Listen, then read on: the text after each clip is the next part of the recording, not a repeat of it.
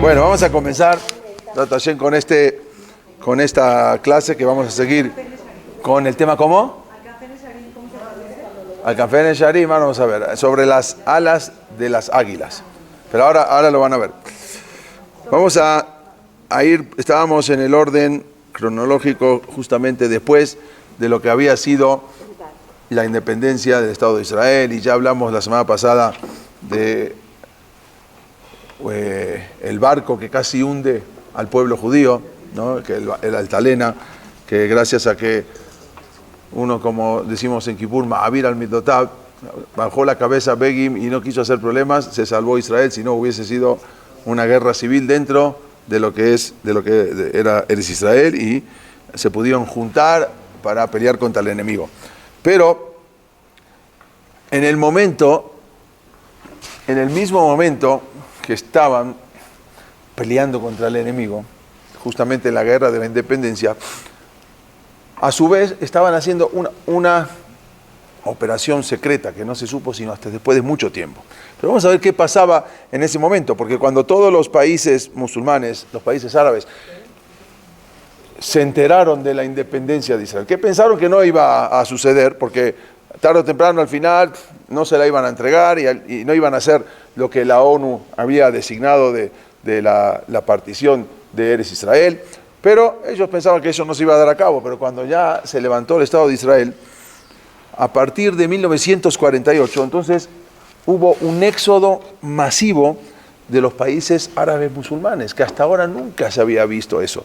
Siempre habíamos escuchado expulsiones en Europa, con los Ashkenazim, de España, con los Sefaradim hace mucho tiempo, de Francia, de Alemania, de Austria, de muchos países. Pero de los países musulmanes, que donde estaban los Sefaradim, nunca se había escuchado. Sí hubo pogroms, hubo varias cosas, pero expulsiones o que se tengan que ir por las presiones que había, o por las persecuciones, nunca se había escuchado. Pero a partir de 1948 hubo un éxodo prácticamente masivo de los judíos de los países árabes, los países musulmanes, que tuvieron lugar justamente en los años posteriores a la guerra árabe-israelí, después de 1948, y ahí empezaron a salir masivamente, porque siempre hubo judíos que salieron, incluso en México, muchos países, pero masivamente fue a partir de ahí. Y eso se redujo, muchas comunidades judías se empezaron a reducir cada vez más. Estamos hablando ahora de Sefaradim, de los países musulmanes, hasta prácticamente su desaparición en varios países. Aproximadamente 2/3 de los judíos de los países musulmanes emigraron a Israel. El otro tercio fue a América. Algunos otros destinos, por ejemplo, que fueron a Estados Unidos, Canadá, Francia, México, Panamá, Argentina. La discriminación y la violencia, la persecución y la confiscación de bienes, porque no los dejaban salir con dinero. Se tenían que salir como las habían echado alguna vez de España, sin nada. De todos los ciudadanos judíos de los países árabes, fue lo que provocó esa emigración masiva. Estamos ahora en esa emigración donde se iban saliendo los judíos de los países árabes. Muchos de los Yehudim, de los judíos de los países árabes, ya habían emigrado a Israel, y otros ya habían emigrado a América. No es que en 1948 empezaron a migrar. En México mismo ya habían emigrado desde 1910. Algunos, pero el masivo, digamos. Pero el proceso se aceleró a medida que las naciones árabes se iban independizando de Francia, de Gran Bretaña, cuando ya esas naciones árabes, como Líbano, como Siria, como varias que se estaban independizando de Francia, de Inglaterra, inmediatamente ahí venía la persecución para que los judíos se fueran. Además, había un sentimiento antisemita en la mayoría de los estados árabes, ese que se había provocado justamente por es cuando se levantó Eretz Israel. Después de la guerra, incluso de los 6 días, que también vamos a hablar, ahí todavía más, y ahí solamente quedaron algunos restos de las comunidades judías. ¿Cuándo fue la guerra de los 6 días? En 1967, todavía no llegamos.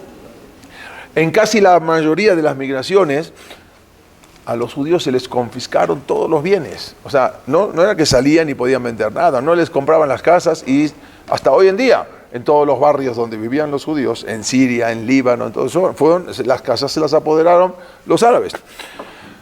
Y en muchos casos la inmigración no fue opcional, sino, como por ejemplo Marruecos, que había sido opcional, pero había sido también, ahora vamos a hablar de Marruecos, sino que fueron expulsados. En algunos países árabes en algunos opcional, pero en otros países árabes fueron expulsados directamente.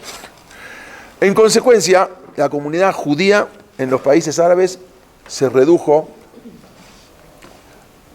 a más de 800.000 en 1948. Vamos a ver cuántos judíos había y cuántos se fueron. En 1945 había casi 900.000, 880.000 judíos que vivían en los países árabes de todo el mundo. O sea, casi 880.000 se calcula que eran los judíos que vivían en 1948. Ya habían emigrado algunos antes, pero en 1948 se calcula que había 880.000 entre Siria, Marruecos, Libia, Egipto. Vamos a ver. En algunos países árabes, como por ejemplo Libia era un país que en algún momento tuvo el 3% de la población judía. O sea, de toda la población, el 3% era judía. Es una cantidad muy grande. La comunidad judía hoy en día de Libia ya no existe, queda cero. O sea, de 3% de la población judía era cero. Ya no existen en otros, solo unos pocos cientos de judíos. Esto lo que estamos viendo son la migración de los judíos, algunos caminando desde los países árabes hasta Eretz Israel, llevando, obvio, el Sefer Torah y algunas pocas cosas que podían llevar. Después de la guerra, esa de 1948 que hablamos, el éxodo, como dijimos, casi de 800.000 refugiados, al revés ahora. Justamente es algo insólito, porque 800.000 refugiados judíos que salen de los países árabes y 800.000 árabes que se van de Eretz Israel sin que nadie los eche. O sea, como que hizo un cambio Boreolam. A Dios, 800 por 800, pero nadie los echó. Esos que habíamos contado la semana pasada, que se fueron por la Nakba, que los árabes le decían, sálganse de Israel y vamos a echarlos a todos los judíos al mar y después van a poder venir. Fueron 800.000 aproximadamente, la misma cantidad de los judíos que salían de los países árabes y se iban a Eretz Israel. Los pogroms, había pogroms árabes contra los judíos, se extendieron por todo el mundo árabe, se intensificaron mucho en el Yemen y en Siria también, que habían sido comunidades que habían vivido los judíos desde el tiempo del Bet HaMikdash, incluso en Siria todavía antes del Bet HaMikdash, del tiempo de David Amelech, de Yoab Ben Zeruya. Por ejemplo, en Libia, que era la región que hoy se conoce, Libia, lo que hoy se conoce como Libia, era una de las más antiguas comunidades judías del mundo. Estamos hablando del año 323 antes de la era común todavía, casi en la época del segundo Bet HaMikdash, ya vivían Yehudim en Libia. Era una comunidad muy, muy antigua. Lo que una vez fue un hogar y una gran y próspera comunidad judía, había sido, Libia se quedó completamente vacía de Yehudim, vacía de judíos, que debido a los pogroms y las persecuciones, los obligaron a emigrar de Libia. En 1948, alrededor de 38.000 judíos vivían allí, en Libia, en 1948, una cantidad muy grande, 38.000. Pero después de una serie de persecuciones que pasó en Trípoli es la capital, que fue en noviembre también, desde antes, noviembre de 1945, cuando en un periodo de varios días, más de 130 Yehudim, incluidos 36 niños, fueron asesinados. Estamos hablando ya cuando se estaba terminando el holocausto. En Libia los fueron perseguidos, había varios que son judíos y que ya salieron, que ya no los mataron en la Shoah, entonces vamos a perseguir nosotros. Otros cientos fueron heridos, mientras que 4.000 prácticamente se quedaron sin hogar. Esto es el Bet HaKnesset en Libia, cómo quedó, cómo había sido antes, cómo quedó. Muchos ya quedaron en la total pobreza. Había 5 Bet HaKnesset, 5 sinagogas en Trípoli, la capital, y otras 4 en diferentes ciudades de Libia fueron destruidas. 1000 casas, 1000 residencias y edificios comerciales de judíos también en Trípoli fueron saqueados. Y ahí los pogroms, las persecuciones se siguieron en todo lo que era 1948, también 15 judíos ahí fueron asesinados, muchas propiedades a los judíos se les sacaron, y ahí fue cuando en el establecimiento de Eretz Israel, más de 30.000, ahí de los 38.000, en 1948 ya más de 30.000, o sea, prácticamente quedaban 8, más de 30.000 judíos salieron. Libia era un protectorado italiano. Por eso muchos Yehudim de Libia se fueron a Milán, se fueron a Italia a vivir. Muchos de los que viven hoy en día en Italia son descendientes de Libia, que venían de ahí. ¿Por qué? Porque cuando sabían hablar italiano, y aparte cuando ya se retira Italia, entonces ahí se les permitió salir y muchos se fueron a Italia, y después se fueron a Israel y unos se quedaron en Italia. Entonces, el gobierno libio instó a los judíos a salir, que se vayan, a salir del país, pero limitó a cada uno tomar una maleta y $50, es lo que se podían sacar. No podían sacar, había restricciones, había policías en las aduanas, no podían salir más que con $50.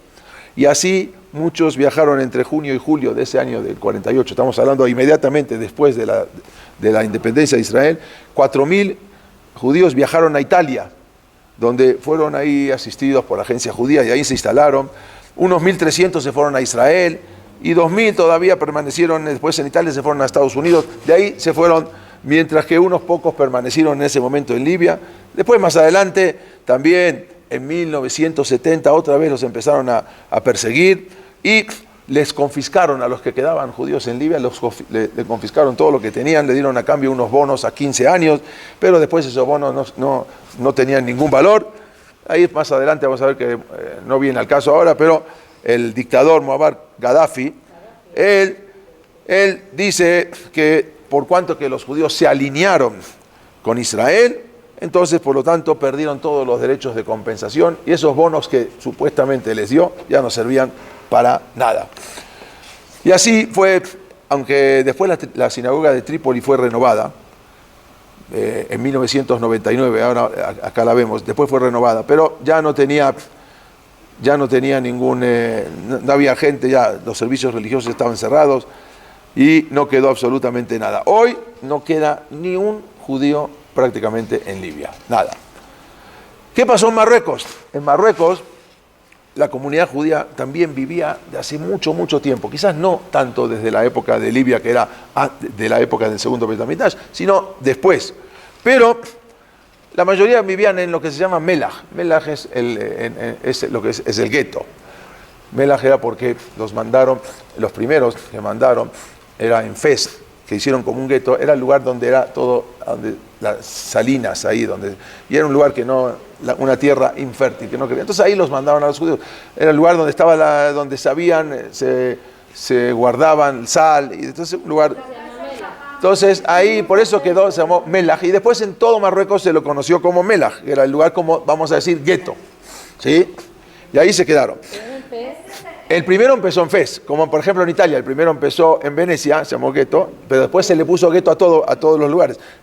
Lo mismo Melach se quedó en todos los lugares, pero el primero había sido en la ciudad de Fez. Fez en Marruecos. Es el primer gueto. Un gran número de los judíos que vivían en Marruecos habían huido de España y de Portugal. Eran judíos que en 1492 se fueron todos para ahí. Y posteriormente pasaron al que es el Imperio Otomano, después que se iban para Turquía. Pero más adelante hubo cuando vino en 1912 el protectorado francés, o sea, los franceses dominaron Marruecos y ahí se alivió un poco esa discriminación. Sí había mucha discriminación, nunca los expulsaron, pero sí había persecución, discriminación. Y igual los judíos ya empezaron a irse cuando vieron que ya estaban un poco más liberados con el protectorado francés antes de la Segunda Guerra Mundial. Pero cuando vino la Segunda Guerra Mundial, había un primer ministro en Francia que se llamaba Vichy. Él fue el que también aceptó y se alió con Hitler y mandó a muchos franceses a los campos de concentración. También le pidió al rey de Marruecos que entregue a los judíos.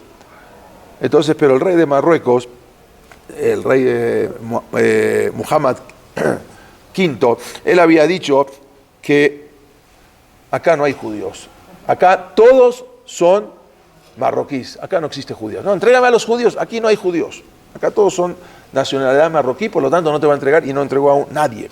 Le presionaron que entregue, pero el rey no quiso y no, entre casos ahí que no entregó a ningún judío, aunque era un protectorado francés hasta ese momento.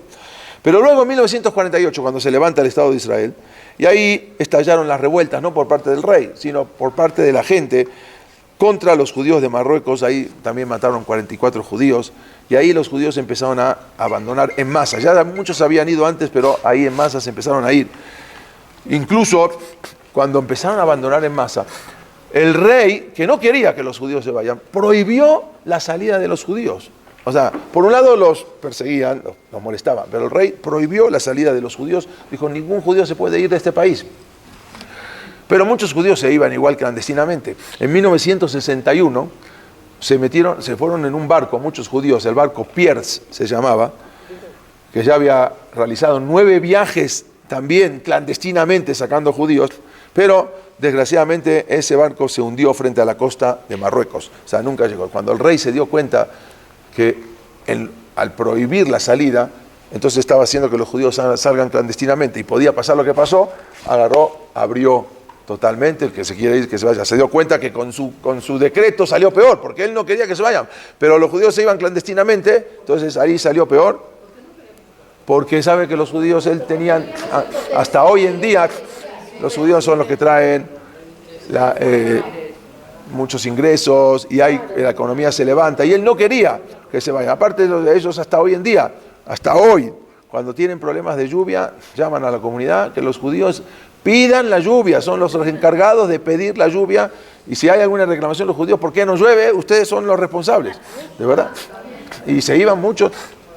Hoy en día ya no queda casi nadie, pero iban hasta hay fotos que iban hasta los cementerios, a los panteones, de repente miles de judíos a pedir en las tumbas para que llueva, y gracias a Dios Baruch Hashem llovía.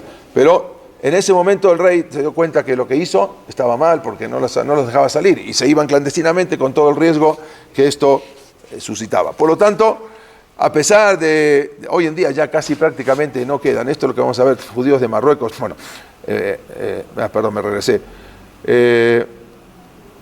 Estos son los judíos de Marruecos para que vean cómo vivían también, venían muy pobres, no es que vivían, era una casa. Había algunos que eran ricos, pero la mayoría vivían muy pobres. Son fotos, vean como ni siquiera zapatos tenían los niños para estudiar. Estos son algunos de los rabanim en Marruecos. Y estos son los que fueron en este barco. Que salían. Hoy en día, Andrea Zulay es el asesor del rey de Marruecos, y él hoy en día están tratando de traer otra vez, por eso trajeron un rabino, están tratando de convencer a los Yehudim para que vuelvan a Marruecos y formen yeshivot, formen escuela. No lo están logrando, obvio, porque ¿quién va a volver a Marruecos hoy en día? Pero Marruecos, por ejemplo, hasta hoy en día hay una cosa increíble. Estos dayanim que vemos acá, estos jueces, es una foto que tomamos hace poco, cuando estuvimos ahí. Sí, ahora hace poco. Estos jueces tienen fuerza, es el único país en el mundo que el rey les da fuerza para que ellos determinen y puedan incluso mandar a alguien a la cárcel. Sí, por ejemplo, un esposo que no le quiere dar el divorcio a su esposa, no le quiere dar el get, ellos tienen fuerza aún de hacer makot, ¿sí? Aunque no lo hacen, palazos. O mandar a la cárcel a uno que no quiere cumplir su sentencia. Tienen firmado todos los archivos, están firmados por el rey. O sea, son jueces, incluso trabajan en el juzgado local, no trabajan en el rabinato. Trabajan igual en el juzgado, tienen un piso donde ellos mismos trabajan y tienen fuerza del rey para hacer valer la halajá. Otra de las ciudades donde era el hogar de una de las comunidades más prósperas en la diáspora era Egipto. Egipto, no estamos hablando de la época de los faraones, estamos hablando de la época de antes de 1948, que vivían también 75.000 judíos en 1948, vivían en Egipto. Sin embargo, ese mismo año empezaron los ataques con bombas incendiarias que mataron al menos 70 judíos en esa época. Otros cientos fueron encarcelados, confiscados todos sus bienes. Y después de la guerra más adelante del Sinai, Egipto expulsó a 25.000 de sus judíos, otros 3.000 fueron encarcelados. Este es un Betagneset. Hace poco tiempo, un año, se reinauguró otra vez un Betagneset en Alejandría que se llama el Betagneset de Eliyahu Naví. Hoy en día quedan 100, 150 judíos en todo Egipto. Este es un Betagneset impresionante ahí que con el presidente, con toda la comunidad, se reinauguró en Egipto. Pero, ¿qué había? Hoy en día ya prácticamente ya no queda nada. Algunos que volvieron y están pidiendo también, como en Marruecos, que vuelvan los judíos hoy en día. ¿Para qué?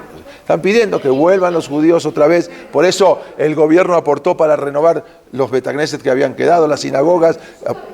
Es una belleza. Betagneset es algo impresionante lo que es ese Betagneset, pero hoy en día son los que quedan y hay que, hasta que cambie el gobierno, y otra vez el gobierno va a perseguir a los... Este gobierno no, pero así es cuando están tratando de levantar el turismo, como en Marruecos, y obvio no pueden hacer problemas a los judíos, si no se les cae todo el turismo.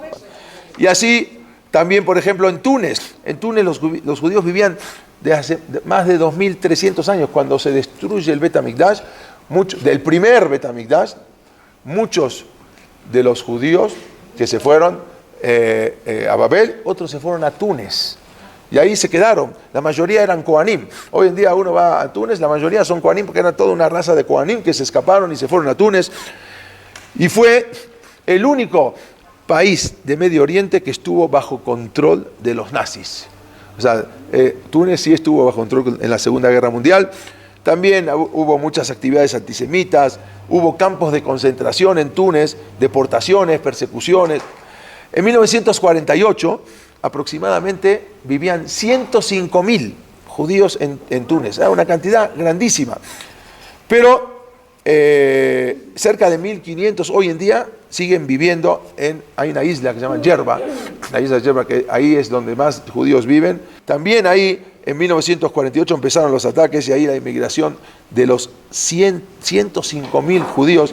Prácticamente hoy quedan 2.000 o 2.500, no queda más también. Pero inmediatamente, cuando se acuerdan que hablamos todo lo que había pasado en la Yeshiva de Mir, en Shanghái, la Yeshiva de Mir en Shanghái, que después terminó y se fueron, algunos judíos habían quedado, no tenían cómo transportarse, y justamente en ese momento se levanta una línea aérea, se llamó Alaska Airlines.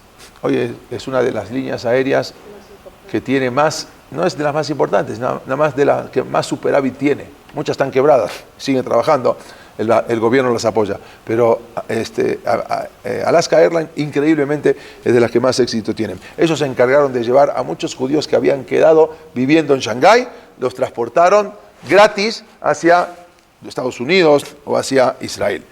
Es conocida la historia la historia de lo que había pasado con los judíos etíopes. Vamos a ver cuando lleguemos al momento también cómo los transportaron a todos los judíos etíopes, las operaciones que se llamaban Moshe, la operación Shelomó, que transportaron a muchos etíopes. Ya vamos a hablar de ese momento, pero sin embargo no es tan conocida, un poco conocida, no tanto, la historia del éxodo de casi 50.000 yemenitas, temanim, ¿sí? Yemenitas que vivían de hace muchísimo tiempo en el Yemen.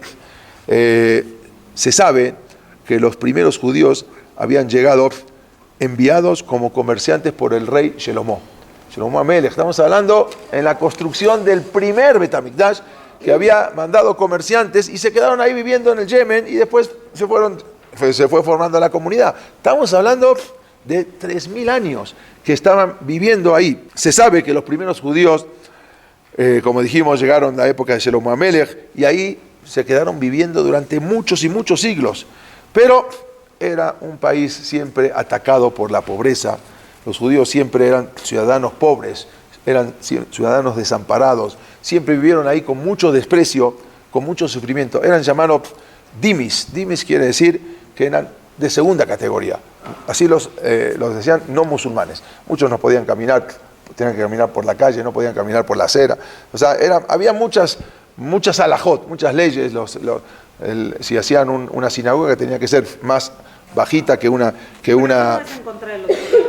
Eso no es en contra de los judíos. Eso es una ley musulmana. Exacto, es lo que dije. Cualquiera que no sea musulmán. Exactamente, dimis, por eso dije dimis. Es una ley que era el judío era de todos los que no sean musulmanes, más los judíos eran tolerados, los cristianos no tanto. Los judíos eran tolerados, pero como de segunda categoría. No igual que, por ejemplo, había una ley que un judío que algún musulmán le hacía un daño, el judío no podía levantar una queja porque estaba acusando a un musulmán. Después se empezaron a cambiar. Había muchas leyes en contra porque eran considerados de segunda categoría, aunque sí vivimos muchos años en todos esos países. Pero en el Yemen era aún peor.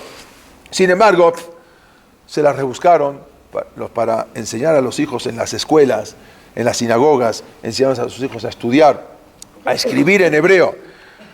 Nunca olvidaron su fe, nunca olvidaron sus tradiciones. Era algo impresionante cómo cuidaron sus tradiciones, cómo observaban el Shabbat y cómo transmitieron la Torá y el Talmud a cada nueva generación. Después de la Primera Guerra Mundial, cuando el Yemen también se independizó, se fueron independizando de todos los países europeos, ahí entonces la vida se volvió intolerable para los judíos. Ahí se puso peor. Ahí se revivieron muchas leyes antisemitas. Los judíos no tenían permitido caminar sobre las banquetas. Tenían que caminar en el pavimento, que muchas veces no era pavimento, era tierra. Y las banquetas eran para los musulmanes.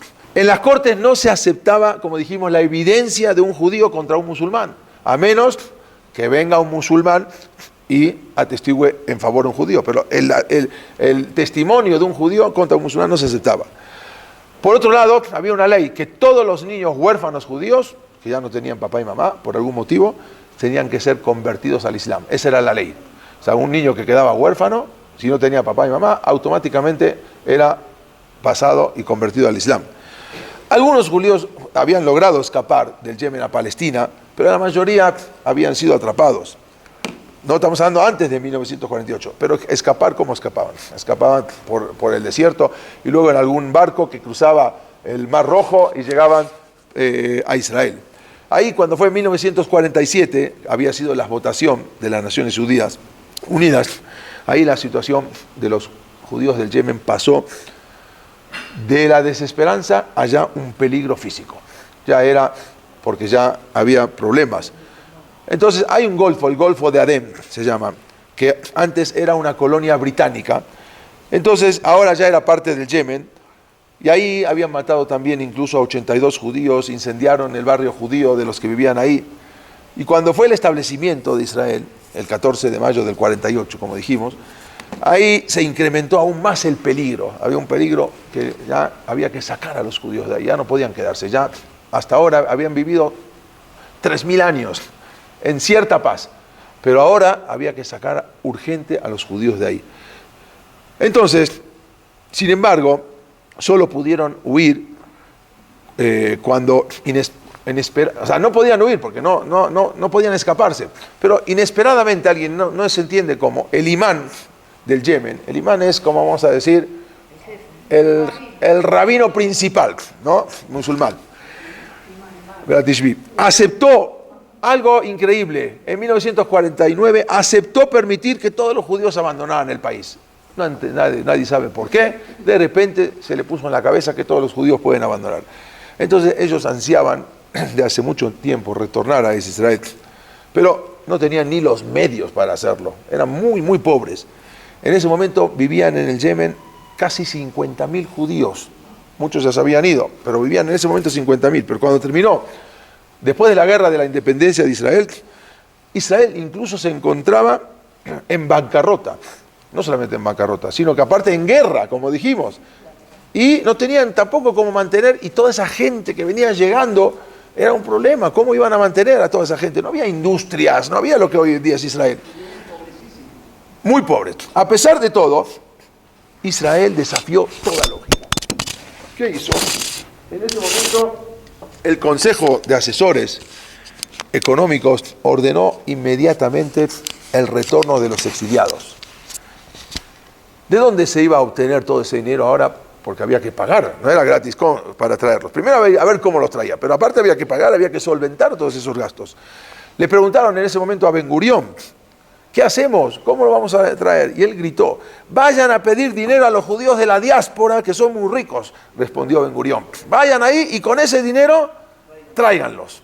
Bueno, entonces, para ese entonces, Egipto había cerrado el canal de Suez. Cuando se enteró que los judíos podían pasar de ahí, cerró. No había manera ahora, ni siquiera por el canal, ahora ya no había manera. Por tierra, imposible. Llegar por el desierto caminando, ni zapatos tenían. Y por el canal de Suez estaba cerrado. Lo que debían ser transportados, la única manera es por aire, en avión. ¿Cómo iban a traer en avión? El comité de distribución, el Joint se llama, y la Organización Internacional Judía, entonces aceptaron solventar todo el éxodo, empezaron a juntar dinero, empezaron a organizar el transporte aéreo, pero a ninguna compañía le interesaba ahora transportar a tanta gente. Había un problema, para todo esto se necesitaban aviones. Todo esto que están viendo son fotos de judíos que habían permanecido así durante miles de años. Necesitaban aviones. Justo unos años antes, en 1932, se había fundado una aerolínea, se llamaba Alaska Airlines. Después que se fundó, dijimos, fue lo que hicieron, habían traído de Shanghái a los judíos también. Entonces comenzaron con ese negocio del transporte aéreo, pero solo en Alaska. Alaska es una parte de Estados Unidos, en el norte, solamente ahí, como vuelos locales. En 1947 asume un nuevo presidente de Alaska Airlines, se llamó James Gotten, él era también piloto, y asumió como presidente de la compañía.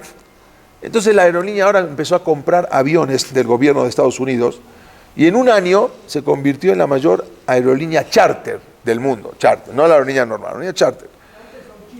Sí, chiquitos y eran por pedidos, no era que volaban así. O sea, entonces el Joint, el Comité de Distribución Conjunta de Judías de Norteamérica, se acercaron, tuvieron una reunión con este James Gotten y le preguntaron si estaban dispuestos a transportar a los judíos del Yemen, porque era la única manera que podían transportarlo, como dijimos, era con avión. Y él respondió afirmativamente. Entonces se firmó un acuerdo, ese acuerdo que se llamó Al-Kanfé Nesharim. Vamos a ver, sobre las alas es un pasuk, vamos a ver en la Torá, sobre las alas de las águilas. Esto, por ejemplo, como hacían Pesaj. O sea, así eran en la época siempre de musulmana, siempre en la época no se sentaban en sillas, se sentaban en el piso. Vamos a ver mucho esa foto. Como el Yemen no permitía que los judíos volaran desde su país, o sea, tampoco no podían irse, o sea, se podían ir, pero no permitían que los aviones lleguen al Yemen. Entonces los judíos tenían que ser transportados hasta otro lugar, hasta otro país, y de ahí volar. Entonces eran el Golfo de Adén, que queda cerca del Yemen, a unos 400 kilómetros. Pero había que transportarlos ahí. Y muchos se fueron hasta caminando, tenían que irse por el desierto hasta el Golfo de Adén, que era una colonia británica, y de ahí volar hacia Eretz Israel. Entonces, para dar comienzo a esa operación, que incluso se llamó Operación Alfombra Mágica, entonces Alaska Airlines envió al Medio Oriente, estos son niños ahí del Yemen, como dijimos, mantuvieron las tradiciones, las escuelas, todos los niños desde chiquitos estudiaban, de veras eran tzaddikim. Después llegaron a Israel y la mayoría se perdieron, pero quedaron. Esto es incluso caminando por el desierto con todas las familias, yendo hasta el Golfo de Adén, para poder ahí tomar el avión. Entonces, todo esto mandaron a varios pilotos. Uno de los pilotos, o sea, uno fue que mandaron al Medio Oriente a uno de los pilotos, se llamaba Bob Maguire. Era un piloto con mucha experiencia. Él voló, después él contó que voló, porque esto no se supo hasta muchos años después. Todo se mantuvo en secreto. Ni siquiera la aviación civil se enteró que estaban haciendo esta operación. Él había volado, contó, casi 300 horas al mes, algo insólito, porque ningún piloto hasta hoy en día se le permite volar esas cantidades de horas. Por ejemplo, en Estados Unidos hoy en día las reglas son que los pilotos al mes pueden volar 90 horas, más no pueden volar, o sea, por eso se les manda a descansar, máximo 90 horas al mes. Bueno, este voló 300 horas al mes, imagínense lo que es. El trabajo incluso era muy peligroso porque cuando veían a los aviones, sabían que iban judíos y si pasaban por algún país árabe, les disparaban desde tierra. sabiendo que llevaban a judíos. Una vez un piloto se acercó un poco al territorio árabe, cuando iba llegando a Israel, y él vio cómo salían las balas formando un arco que venían directamente hacia su avión, y algunas balas se tocó, no pasó nada, pudo esquivar todas esas balas. Era algo, otro avión, por ejemplo, le reventaron la llanta, una de las llantas para aterrizar, tuvo que aterrizar en una llanta, pero ayer no pasó nada. O sea, si pasaban por lugares peligrosos, ahí les disparaban.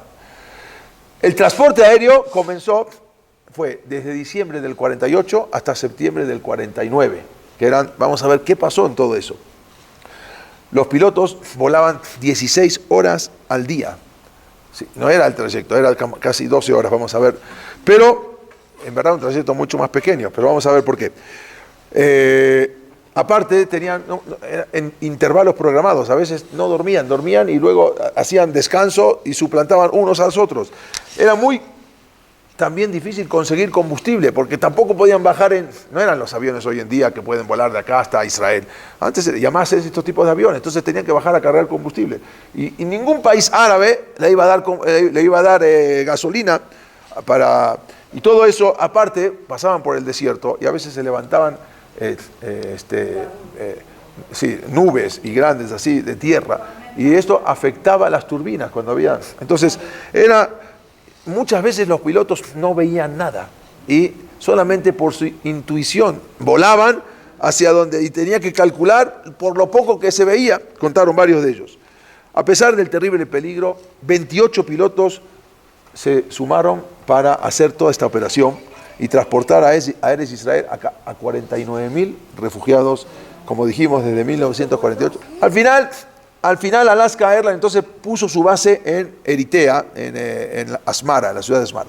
El plan era volar cada mañana desde la base esa de Asmara hasta Adén, el Golfo de Adén, ahí recoger a los judíos y cargar combustible, lo que podían cargar ahí, a ver cómo aguantaban, porque nadie les iba a surtir con combustible, y llegar hasta Eretz Israel. De ahí volaban cruzando el Mar Rojo y el Golfo de Acaba hacia el puerto de Tel Aviv, llegaban hacia Tel Aviv.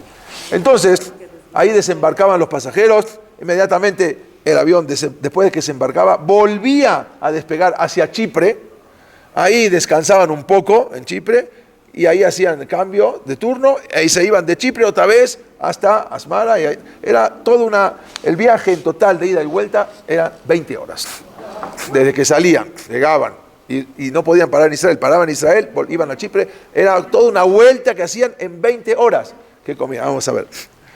Había otro problema, los aviones no tenían capacidad para llevar suficientes pasajeros, eran aviones chicos, a lo sumo podían entrar 50 pasajeros en el avión, no había más, pero con 50 pasajeros para llevar a 49.000, entonces ¿cómo iban a hacer? Era imposible, pero había que transportarlos, por lo que los aviones tuvieron que ser modificados, le sacaron todos los asientos y pusieron bancas, así, para que en lugar de sentarse 3, se pueda sentar 7, 8 en cada lugar. Entonces tuvieron que modificarlo. Y había otro problema. El combustible tampoco les servía. O sea, no alcanzaban con lo que cargaban en el Golfo de Adén para llegar a Israel. Entonces, ¿y a dónde iban a aterrizar para cargar combustible? Para cargar gasolina. No había. Entonces tenían que llevar tanques de gasolina adentro del avión para cargar en el aire. Entonces todo el avión en el medio eran puros tanques de pura gasolina. Y en el hidrocina, bueno. Y en los costados eran donde se sentaba la gente. Entonces, en una ocasión, este piloto que dijimos, Bob Maguire, se vio obligado a aterrizar en Egipto. Se quedó sin gasolina. Ya, era obvio, ya les avisaron. No aterricen en ningún país árabe porque iban a ser sacados todos los judíos y los iban a matar. Israel ya les había advertido a todos los pilotos que si tenían que aterrizar en un lugar, probablemente iban a matar a los judíos, incluso a la tripulación, por transportarlos. Este piloto no le quedó otra que tuvo que bajar ahí en Egipto, y después que bajó en Egipto, él inmediatamente, cuando subieron al avión los egipcios, él dijo que necesitaba urgente ambulancias para transportar a los pasajeros hacia el hospital. Cuando le preguntaban por qué ambulancias, él les respondió que estaban muy enfermos y que tenían viruela. Por lo tanto, Se bajaron los egipcios, le dieron la gasolina, le dijeron, vete ya, no te queremos acá. Ni ambulancias le dieron, no eran ambulancias. Al final, que no era judío, Ese era el avión, ¿verdad? era así. Imagínense, esto era el avión, exactamente. Entonces, no había, ¿cuántos pasajeros podían? Obvio que no eran a hélice. Entonces, los egipcios, asustados, le dijeron que se vaya inmediatamente y así pudo salvar a todos los judíos que había adentro del avión.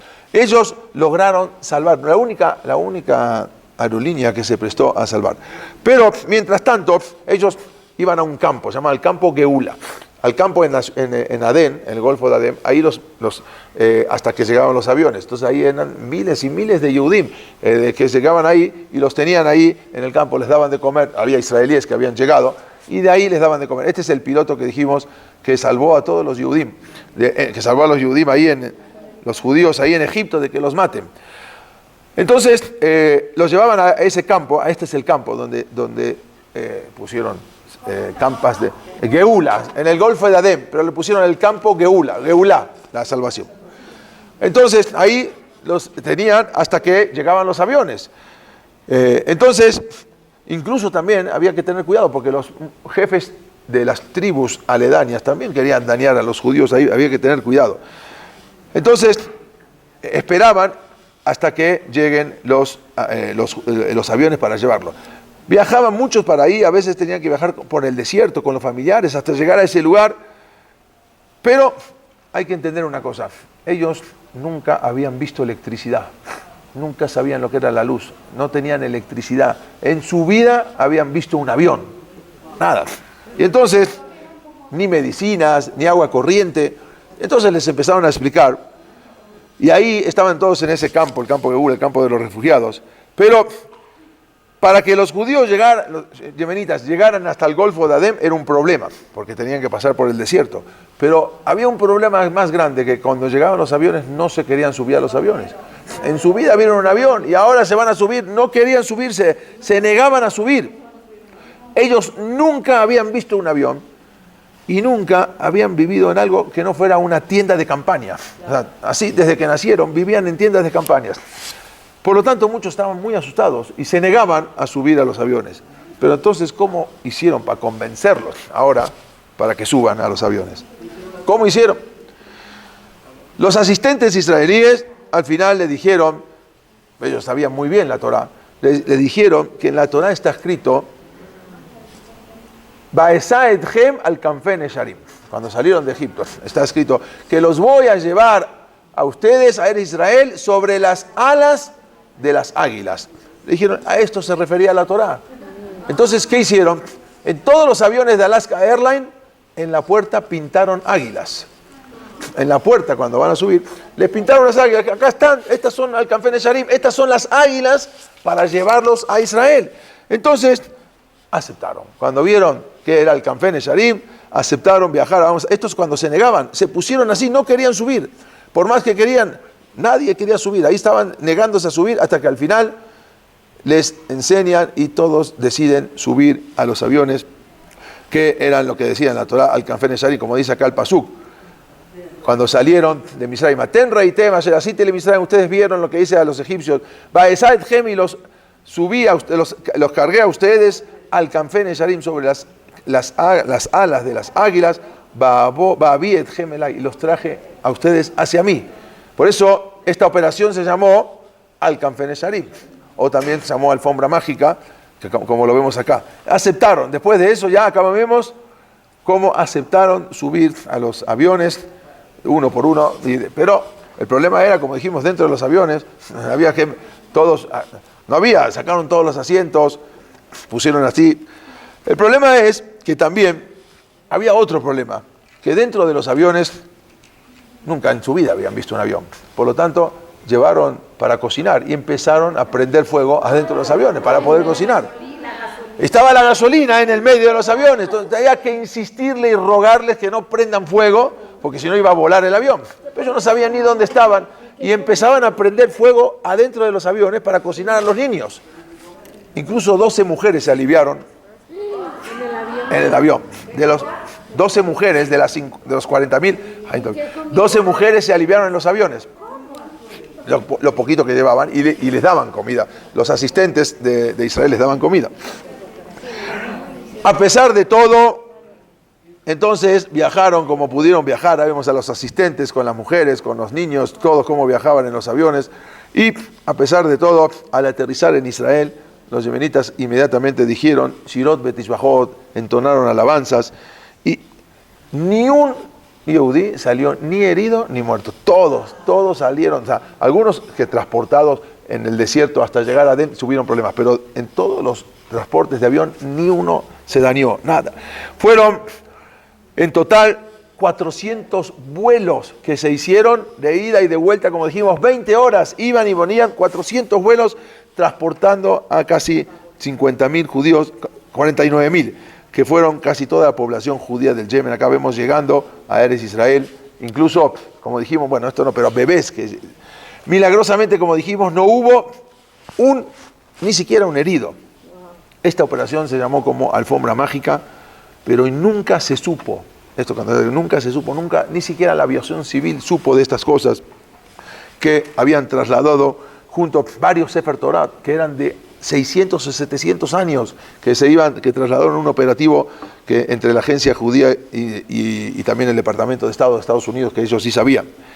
Incluso había un rabino que se llama el rabino Dahari, que llegó mucho más después, todavía quedan algunos poquitos, incluso trajo un Sefer Torah. Acá vemos todos los pilotos que habían trasladado a los judíos en Alaska Airlines.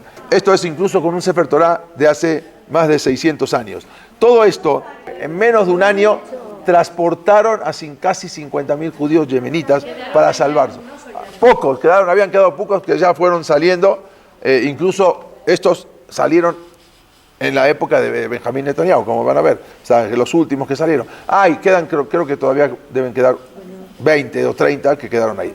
Todo esto para entender cómo se hizo, algo muy difícil. Incluso uno de los pilotos recordó que le decían cuando a él le daban instrucciones y le dijeron, cuando él estando en Chipre, Alaska Airlines le dijo, están enfermos, no tenemos gente para cuidarlos, por favor encárguense ustedes los pilotos, tienen hambre, no tenemos comida para alimentarlos, necesitan ropa, pero no tenemos nada para darles, no podemos protegerlos, no tenemos mano de obra necesaria, son presas fáciles para los árabes.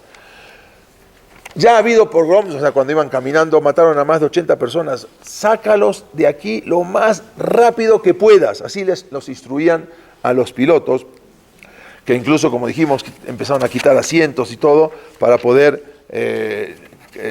llevar a más judíos. Incluso en un momento cuando tocó volar en Shabbat, no querían, ya aceptaron volar, pero en Shabbat vamos a volar, no querían. Tuvo que venir un rabino de ellos y le dijeron que era una situación de pikuach nefesh, de muerte. Tenían que salir, aceptaron volar en Shabbat porque no había otra. Dijeron, no es que los pilotos se van a quedar sentados esperando hasta que termine Shabbat. Entonces tenían que salir, no había otra, tuvieron que hacerlo y así se pudieron salir. Hubo un piloto, se llamó Elgen Long, tuvo larga vida. En el 2017 lo invitaron, ya era muy grande, lo invitaron de Alaska Airlines y con el gobierno de Israel que vaya. Él dijo, voy a Israel, pero yo quiero ver algunos de los que yo había rescatado. Le hicieron una reunión ya eran ancianos, con los que pudo rescatar, que trajeron a sus hijos, nietos y bisnietos para enseñárselos, y él ahí se puso muy contento, incluso pudo ver a todos esos. Pero, terminando con esto, entonces, habíamos dicho que casi 800.000 judíos pudieron salir, y vamos a ver lo que fue. ¿Cómo fue creciendo Israel? En 1948 Israel contaba con 600.000 judíos. En 1956 ya tenía 1.200.000 judíos. Ya en el 73 1.800.000. En el 99 4.700.000. Después en el 2007 5.400.000. 2009 5.600.000. Hoy en día ya son casi 7.100.000 judíos, porque aparte hay otros 2 millones de árabes, hay casi 9.400.000, pero solamente de judíos 7.100.000 en Israel. Población en Eretz Israel, cómo fue aumentando la población. En esta tabla vemos el crecimiento demográfico de Israel, como ha subido en más del 1000%. de la creación del Estado de Israel. No hay ningún país en el mundo que ha crecido 1000% la población. No existe. Israel creció 1000% de la población desde 1948. Y esto, a su vez, representó un desafío, una prueba muy grande, porque era una carga económica terrible, que Israel no podía hacerlo. Si apenas se había levantado. Sin embargo, a pesar de que por un lado era una carga terrible, por otro lado el crecimiento de la población iba subiendo, y fue una gran bendición, porque la verajá llegó. La inmigración tuvo un increíble impacto en el país. El nivel de vida, que en 1948 escuchen esto, se vio forzado a racionar la comida. Israel tuvo que racionar la comida en 1948 para que alcance para todos. Pero ha crecido en décadas de una manera impresionante. Después voy a ver esto que dice el Pasuk, pero antes quiero que vean esto. En 1948 tuvieron que racionar la comida, ¿sí? Hoy en día Israel está catalogado entre los 29 países de los mejores lugares en el mundo para vivir. En 1948 no tenían para mantener. Hoy en día es el terceravo lugar en el mundo entre las economías de auge en el mundo. Israel hoy en día es la 28 economía del mundo. Es el 15avo lugar en el mundo del Producto Interno Bruto per cápita. Israel es de los 10 países más poderosos del mundo. Mientras en 1948 no tenían para mantener a su población, y la población creció 1000% y no tenían para mantenerla. Algo insólito, lo que es mamás, es el milagro de Hashem. Y esto es lo que dice el Naví, cuando va a venir el Mashiach, y no el Naví, perdón, en la Torá. Beshab Hashem me lo queja, va a regresar Hashem, tu Dios, Echebuteja, y va a tener piedad. Beshab Beki Besham y Kolamim, y te va a recoger de todos los pueblos, Asher Efiseja Hashem, donde te esparció Dios ahí. Y aunque estén en el punto más lejos del cielo, de la tierra, Misham y Kabeja, desde ahí te va a traer Hashem me lo queja. Umisham y Kajeja, desde ahí te va a traer, te va a recoger. Bebiajá Hashem me lo queja a la Ares, te va a traer a la tierra, Asher y Areshua Boteja, la tierra que habían heredado tus padres, Birishta la vas a heredar, Betibeja, Beirbeja me aboteja, y te va a aumentar más que tus padres. Kikú amar Hashem, porque así dijo Hashem. Ranule Yaakov Simcha, canten para Yaakov Simcha, Besalú, Berosha Goim, Ishmiu alalo, Beimru, Osea Hashem, Etamejak, van a cantar como Akadosh Baruj Hu salvó Echerit Israel, al resto de Israel. Y Neni me vio tam, te voy a traer Me'eres Safón, desde la tierra del norte, Bekibastim, Me'arquete, Ares, te voy a traer de todos los puntos de la tierra. Bam, y ver a los ciegos, Piseaj, a los cojos, Ará, Beyolet, a las mujeres embarazadas, que al Gadol y a su Bohena, una cantidad muy grande de Cajal van a regresar hacia acá. Beatem, Aré Israel, Ampegent, y Tenú, dice, ustedes van a venir, Není, Alejem, Paniti, Alejem, los voy a abrir todo, Beirbeti, Alejem, les voy a abrir todos, Beirbeti, Alejem, voy a aumentar a ustedes, Adamu y Memá, todo la Beosbati, y los voy a regresar, y va a haber mucha abundancia. Así está escrito. Israel, de la nada, prácticamente se convirtió en la 10ª casi potencia del mundo en armas y en armamento y todo. Eso es algo que no se puede creer más que por las Gajá Pratit, por las Gajá de Akadosh Baruj Hu. Y como siempre decimos, y con esto acabamos, como había dicho hace casi 300 años el alumno del Gaón de Vilna, que la última parada, la última estación de la Torá después de tantas va a ser Estados Unidos e Israel. Ya no hay más, incluso no existía todavía la vida judía en Estados Unidos. Y eso es lo que es el Ashgaha Pratit, eso es mamash, lo que es cómo percibir a Dios en nuestras vidas, y eso es lo que es la Ashgaha Pratit, como de la nada Israel, cuando llegó el momento, ahí regresan y pudieron salvar a toda la comunidad, a todo el Yemen, que pudieron regresar a Israel y salvarse de todo lo que le... Después, cómo llegaban las demás naciones, cómo fueron llegando a Eretz Israel. Gracias. Nos vemos. Gracias a todos. Nos vemos.